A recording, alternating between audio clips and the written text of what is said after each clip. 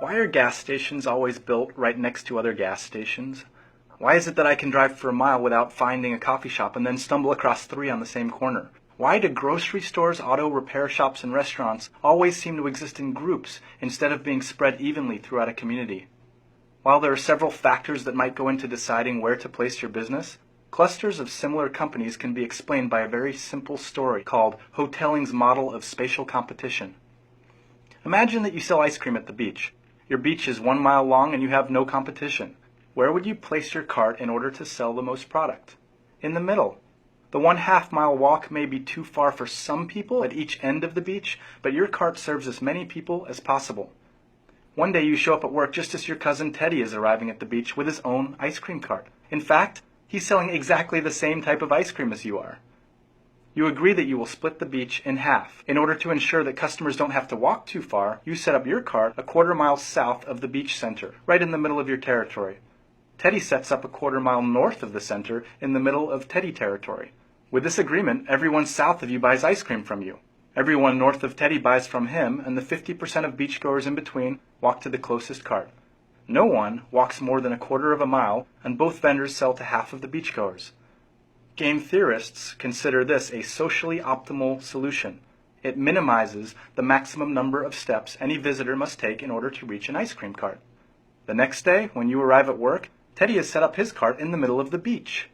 You return to your location a 1/4 mile south of center and get the 25% of customers to the south of you. Teddy still gets all of the customers north in Teddy territory, but now you split the 25% of people in between the two carts. Day 3 of the ice cream wars, you get to the beach early and set up right in the center of Teddy territory, assuming you'll serve the 75% of beachgoers to your south, leaving your cousin to sell to the 25% of customers to the north. When Teddy arrives, he sets up just south of you, stealing all of the southerly customers and leaving you with a small group of people to the north. Not to be outdone, you move 10 paces south of Teddy to regain your customers. When you take a midday break, Teddy shuffles 10 paces south of you and again steals back all the customers to the far end of the beach. Throughout the course of the day, both of you continue to periodically move south towards the bulk of the ice cream buyers until both of you eventually end up at the center of the beach, back to back, each serving 50% of the ice cream-hungry beachgoers. At this point, you and your competitive cousin have reached what game theorists call a Nash equilibrium, the point where neither of you can improve your position by deviating from your current strategy. Your original strategy, where you were each a 1/4 mile from the middle of the beach, didn't last because it wasn't a Nash equilibrium. Either of you could move your cart towards the other to sell more ice cream. With both of you now in the center of the beach, you can't reposition your cart closer to your furthest customers without making your current customers worse off. However, you no longer have a socially optimal solution, since customers at either end of the beach have to walk further than necessary to get a sweet treat. Think about all the fast food chains, clothing boutiques, or mobile phone kiosks at the mall.